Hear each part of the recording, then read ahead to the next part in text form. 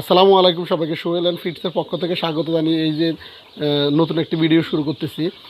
দেখতেছেন এখানে জেরিটা হচ্ছে যা ডাকতেছে।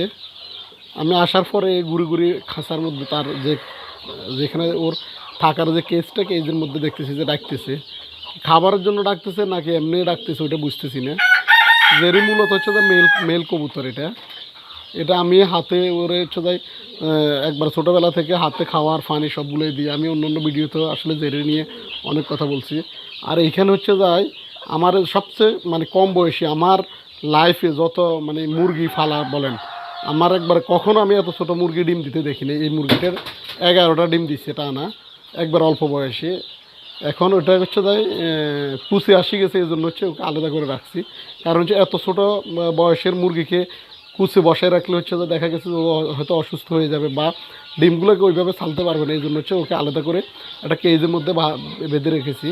2-3 দিন বেঁধে রেখে পরবর্তীতে ছাড়ে দেবো। ও যখন কুচটা চলে যাবে তখন হচ্ছে যায় ওকে ছেড়ে দেবো। আর হচ্ছে যায় এখানে হচ্ছে যায় ব্ল্যাক কালারের যে মুরগিটা আছে বাচ্চা নিয়ে এখানে থাকে, ওকে হচ্ছে যে স্টেটার এবং পানির ভিতরে যদি টুকে রাখে মাঝে মধ্যে থায়োবিন, তারপরে হচ্ছে RNAWS এই মেডিসিনগুলো একটু দিয়ে রাখি পানির মধ্যে। সাথে হচ্ছে যায় এই তিনটাকে সেম জিনিস দিই। ইয়েলো কালারের যেটা আছে ফিমেল, ওটাও ওর বাচ্চা নিয়ে আছে, এবং ব্রাউন কালারের একটা আছে। ব্রাউন কালারের কালারটাকেও আমরা এই তিনটাকে এখানে ফানি খাবার দিয়ে রাখি।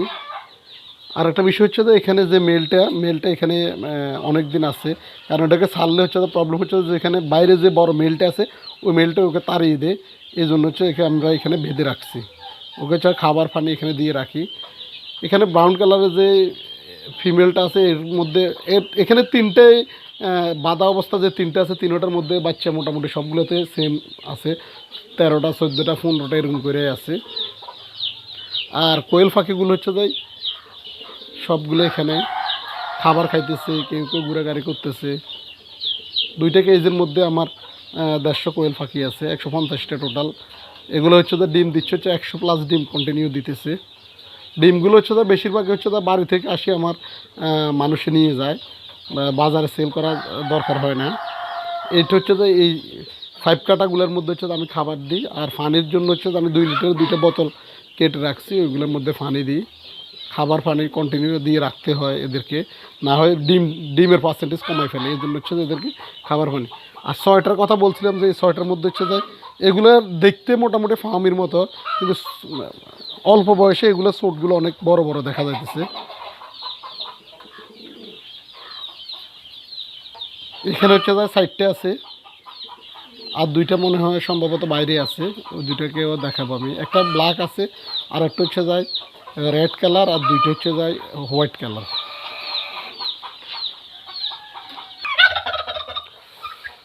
ডিমের কেজের মধ্যে হচ্ছে 2টা একসাথে ডিম দেওয়ার জন্য বসছে। এখানে আমি প্রায় সময় দেখি 2টা 3টা পর্যন্ত বসে থাকে ডিম দেওয়ার জন্য। 2টাই ডিম দেবে। আর একটা বিষয় হচ্ছে যায় এই ফিমেলটা হচ্ছে যায় একটা গুড নিউজ, এই ফিমেলটা হচ্ছে যায় 2টা ডিম দিছে। অনেক দিন ধরে আমি বলতেছি যে ডিম নিয়ে আসতেছে, ডিম দিবে খুব তাড়াতাড়ি। তো আজকে দেখতেছি যে একই জায়গায় এর আগে দিছে একটা ডিম, আর আজকে একটা ডিম, 2টা ডিম আমরা একসাথে উঠাইলাম আর কি। আমরা ভাবছি যে ডিম দেয় না, ডিম বা দিতে দেরি হবে। এই হচ্ছে যে আমার টার্কিটা। আর ফিমেলটা হচ্ছে যে ওইখানে আছে। ফিমেলটা ডিম কালকেও দিছে একটা ডিম, আরও হচ্ছে যে 7টা ডিম দিল। আগে তো 5টা ডিম বসাইছি। ও যদি কুচে আসে তাহলে ওকে বসাই দিব, চিন্তা ভাবনা করলাম। রয়্যাল টার্গেটে সবসময় এইভাবে ময়ূর মতো ফেঁকো মেলে ঘোরাফেরা করে। অলওয়েজ ওকে আমি দেখি এইভাবে ময়ূর মতো ঘোরাঘুরি করে।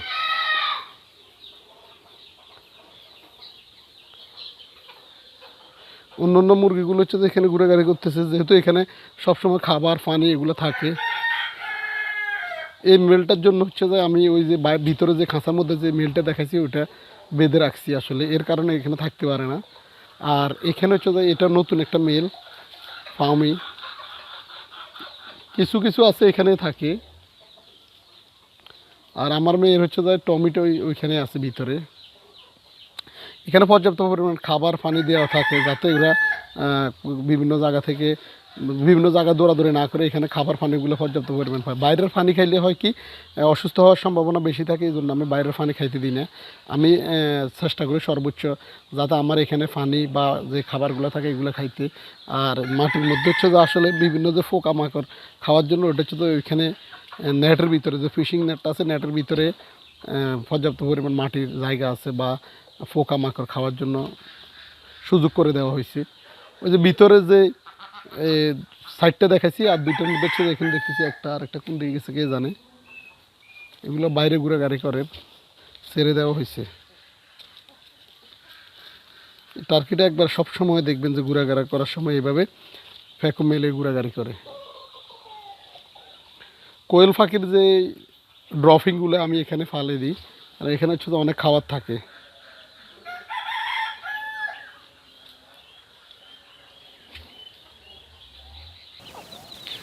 এখানে হচ্ছে তো 18টা বেবি আছে। এর আগের ভিডিওতে আমি দেখাইছি এখানে 18টা বেবি। এই যে এগুলোকে ছাড়লে হচ্ছে খুব দ্রুত করে নেমে যায়।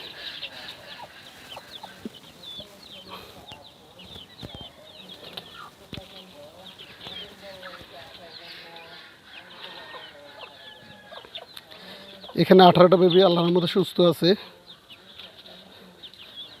এদেরকে আমি আসি সারে দিয়ে আসলে মূলত হচ্ছে বাইরে যে রোদগুলো খাওয়ার জন্য, রোদ রোদ রোদ লাগলে হচ্ছে দেখা যাচ্ছে রোগ জীবাণু আসে না তাড়াতাড়ি, বা রোগ জীবাণু থেকে মুক্ত থাকার জন্য হচ্ছে এদেরকে আমি ছেড়ে দিই। এই যে মাটির মধ্যে বিভিন্ন খাবার থাকে এগুলো খাওয়ার জন্য। আর একটা বিষয় হচ্ছে যে এখানে যে ফিমেলটা আছে বাচ্চাগুলো নিয়ে বাইরে ঘোরাঘুরি করার পরে এগুলো দেখলাম যে একটু জিম মেরে বসে আছে, এই জন্য হচ্ছে এদেরকে আমি আসলে দাপের মধ্যে আটকে রাখছি। মোটামুটি একটু বড় অবস্থা হলে হচ্ছে যে আমি তাদের প্যারেন্টসকে আলাদা করে ফেলবো। এই তো এই ছিল আজকের ভিডিও। দেখা হচ্ছে পরবর্তী আরেকটা ভিডিওতে। ততক্ষণ পর্যন্ত সবাই ভালো থাকুন, সুস্থ থাকুন। আল্লাহ হাফেজ।